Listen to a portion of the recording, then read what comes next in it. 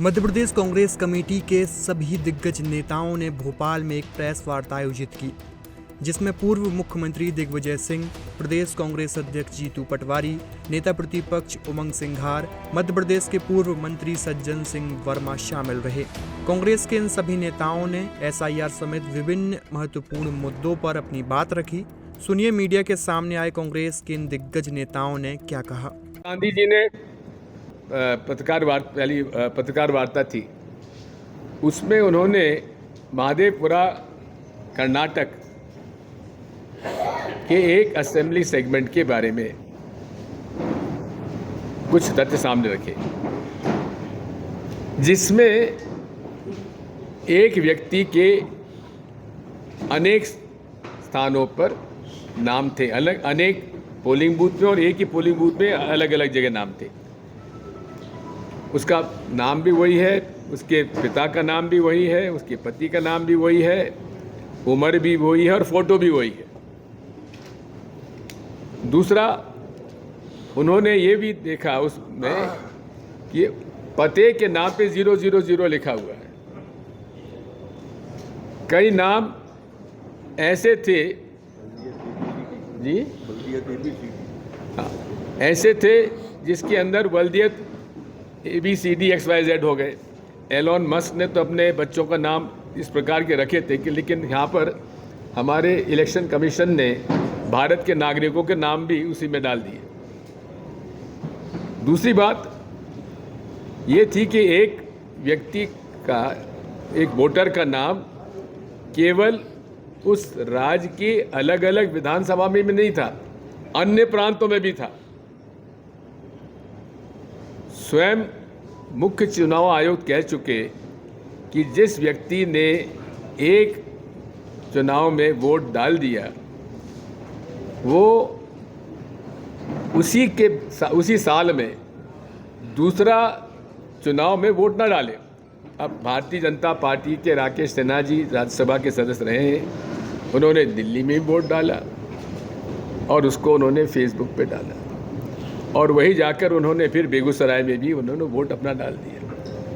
ये स्वयं माननीय ज्ञानेश कुमार जी, जो कि आज भारतीय जनता पार्टी के एक नेता की तरह काम कर रहे हैं, उन्होंने स्वयं ने कहा था कि यह अपराध है। यदि अपराध है तो क्या राकेश सिन्हा जी पर ये मुकदमा दायर करेंगे? तीसरी बात यह है, एक घर में माननीय चुनाव आयोग का ये निर्णय है, आदेश है कि एक घर में यदि 10 से ज़्यादा मतदाता हैं तो वहाँ पर्सनली जाकर रिटर्निंग ऑफिसर चेक करेंगे। लेकिन यहाँ तो 200, 400, 600, 1000 तक भी एक एक एड्रेस पर लोग रह रहे हैं। और यही नहीं है, एक मकान में विभिन्न धर्म के लोग, कितना सांप्रदायिक सद्भाव है हमारे इस देश में चुनाव आयोग के द्वारा कि एक घर में हिंदू भी रह रहा है, मुसलमान भी रह रहा है, सिख भी रह रहा है, ईसाई भी रह रहा है, सब रह रहे हैं। ये इतना मैं समझता हूँ कि माननीय चुनाव आयोग की जो जिम्मेदारी है, हर भारत के नागरिक का नाम मतदाता सूची में होना चाहिए, वो ना करके केवल उनका एक उद्देश्य है, कैसे भारतीय जनता पार्टी के हित में वे काम करें। राहुल गांधी जी और कांग्रेस पार्टी क्या चाहती है?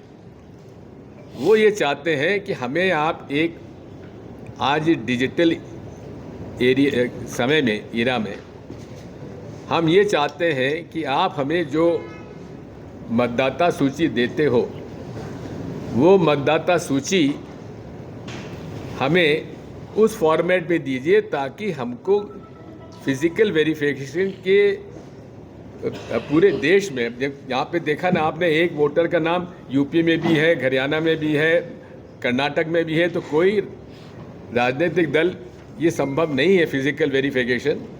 इसलिए मशीन रीडेबल वोटर लिस्ट हमारे पास होना चाहिए, यानी कि आज डिजिटल समय में हम उसको नाम डालें कि दिग्विजय सिंह पुत्र बलभद्र सिंह। अब इस नाम का कोई भी और व्यक्ति पूरे देश में कहीं होगा तो वो उसमें आपको 1 मिनट में आधे मिनट में मिल जाएगा, लेकिन वो हमें फॉर्मेट नहीं दे रहे हैं।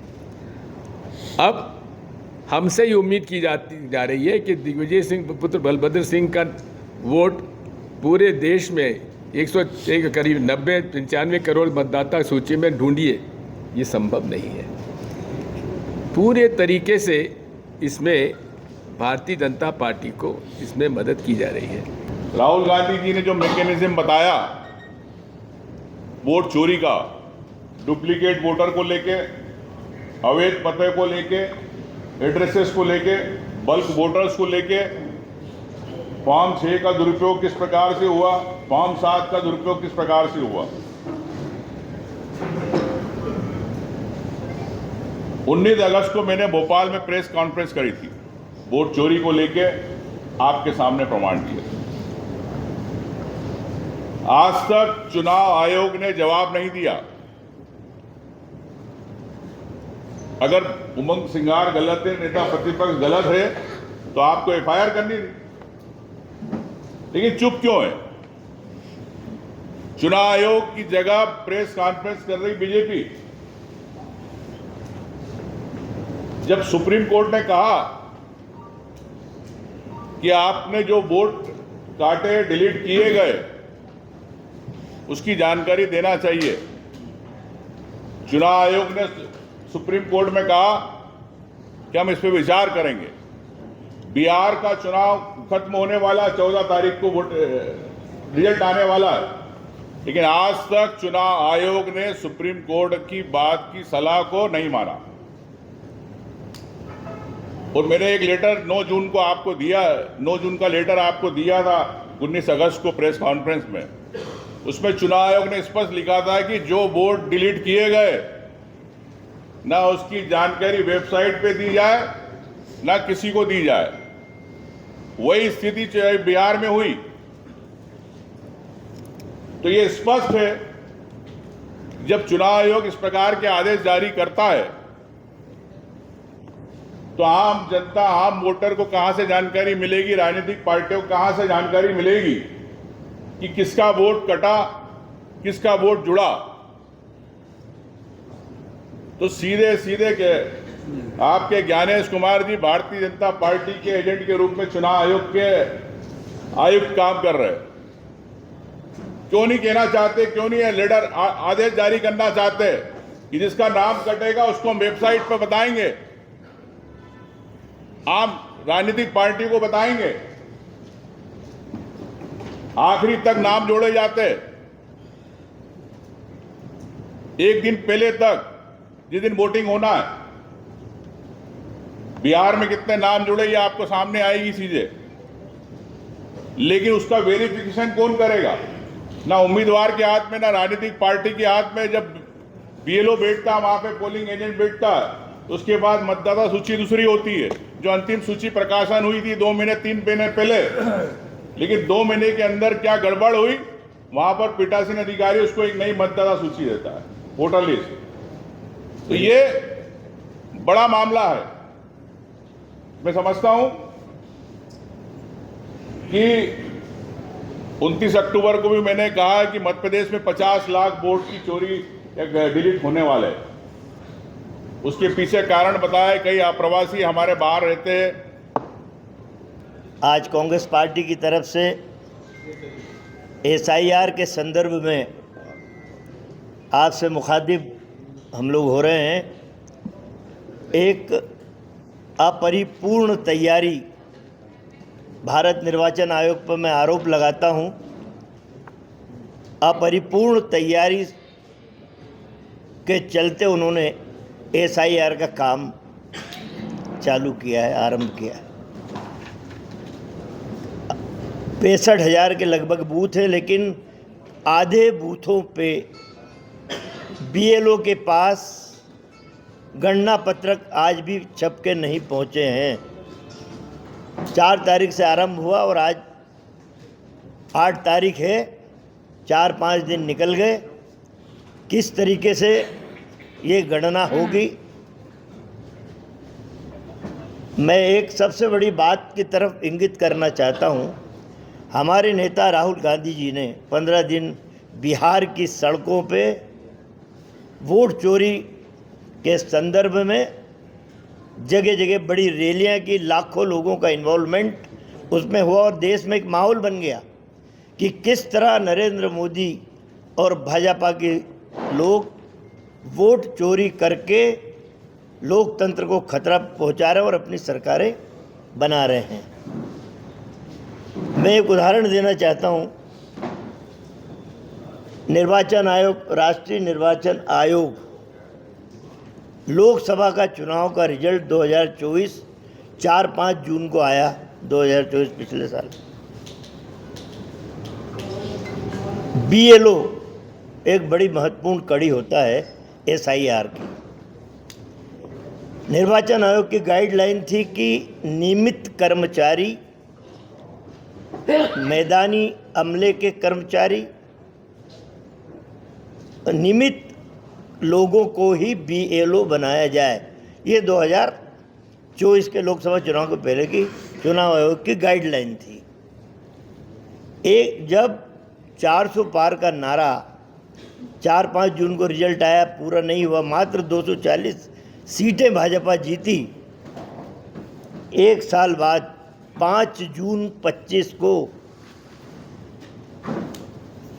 चुनाव आयोग का उपयोग भारतीय जनता पार्टी ने किया। 5 जून 2025 को नई गाइडलाइन चुनाव आयोग ने जारी की कि जो BLO हैं वो आउटसोर्स कर्मचारी भी हो सकता है, अस्थायी कर्मचारी भी हो सकता है। ये परिलक्षित कर रहा है कि वो आउटसोर्स कर्मचारी, वो अस्थायी कर्मचारी, जगह जगह बीजेपी की सरकारें हैं, वो BLO क्या न्याय कर पाएगा अपने कार्य के साथ? वो भाजपा की तरफ देखेगा, सरकार की तरफ देखेगा कि मुझे नियमित होना है, मुझे स्थायी होना है, बीजेपी के दबाव में काम करेगा।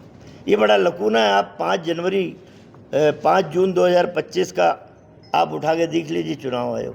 ये भाजपा के साथ मिली जुली, मेरा आरोप है चुनाव आयोग पे साजिश है।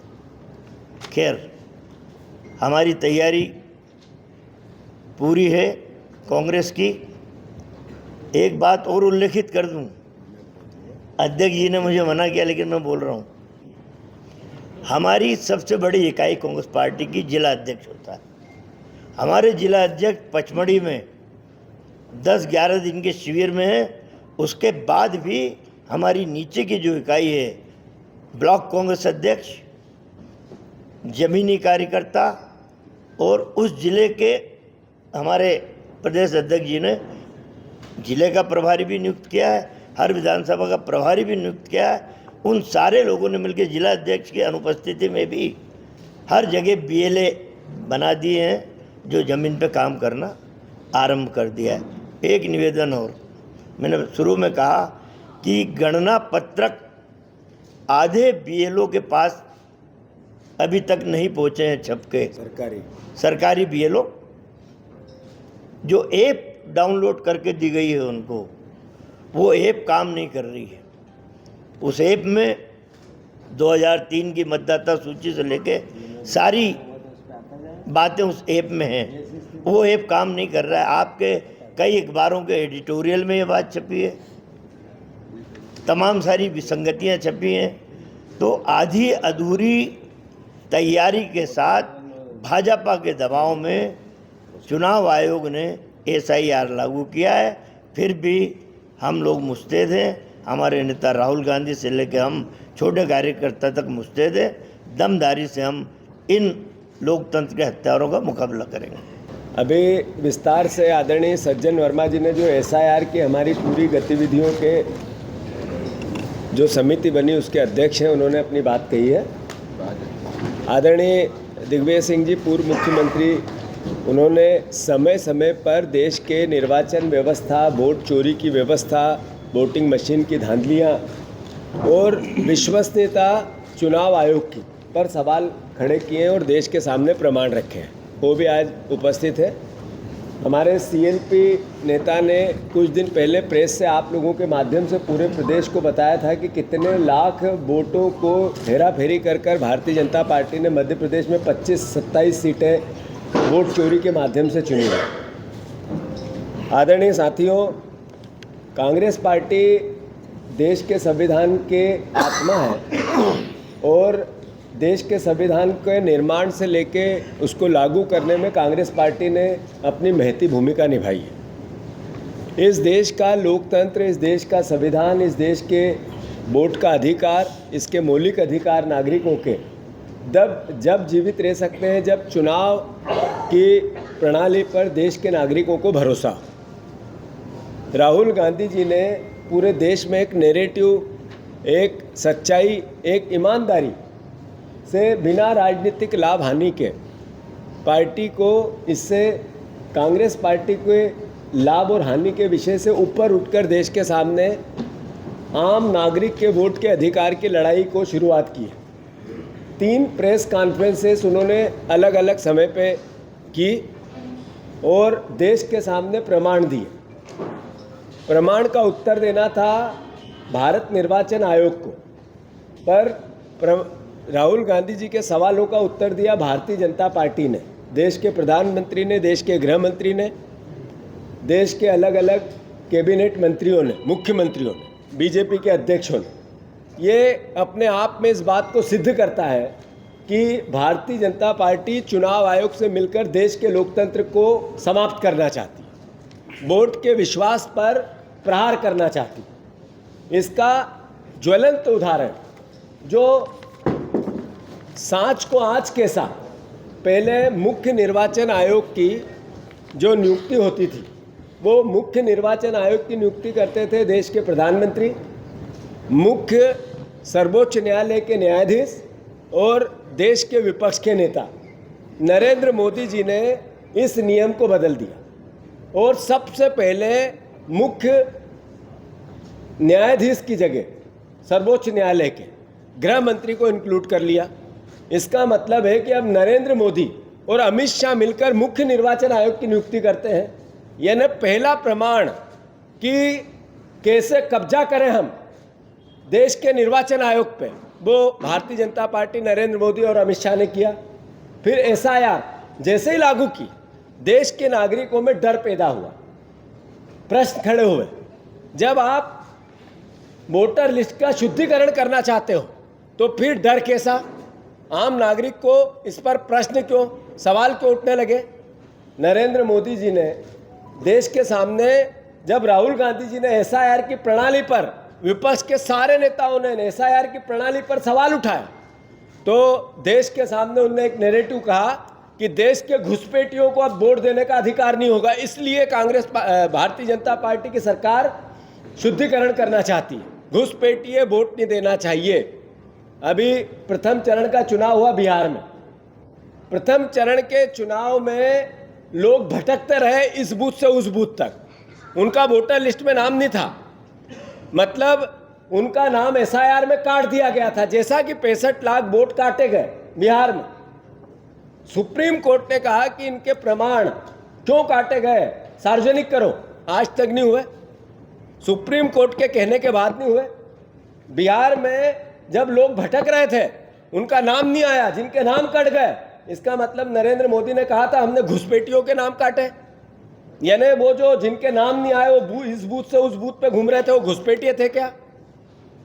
और अगर वो घुसपैठिए थे तो फिर 11 साल से आपकी सरकार क्या कर रही है? साथियों, ये लड़ाई है देश के लोकतंत्र को बचाने की। राहुल गांधी जी ने पूरे देश में आम नागरिक के जन जागरण के लिए वोट चोरी की रैलियां हर जिले में करने के निर्देश कांग्रेस पार्टी मल्लिकार्जुन खड़गे जी ने दिए। मध्य प्रदेश कांग्रेस कमेटी ने 100% हर जिले में इसके आयोजन किए और बड़े बड़े लोगों को जन जागरूक करके आम जनता को जोड़ने की कोशिश की। हस्ताक्षर अभियान पूरे देश में एक साथ चालू हुआ और जो हस्ताक्षर अभियान मध्य प्रदेश में हुआ, हर जिले में उसका टारगेट दिया गया और 100% उस टारगेट को कंप्लीशन के तौर पर हमारे कार्यकर्ताओं और नेताओं ने और पदाधिकारियों ने किया, जिसका प्रमाण हमने आपके सामने रखा है। त्योहार के इस सीजन में आई है बड़ी खुशखबरी। Peptic Group proudly tie up arrangements with Indian Bank. Peptic Town, Naugaon road, Chhatarpur के न्यू एक्सटेंशन में खरीदिए अपने सपनों का घर इंडियन बैंक की मदद से। लोएस्ट इंटरेस्ट रेट और प्रोसेसिंग फीस पर पाइए हाउसिंग लोन। आज ही इन नंबरों पर कॉल करें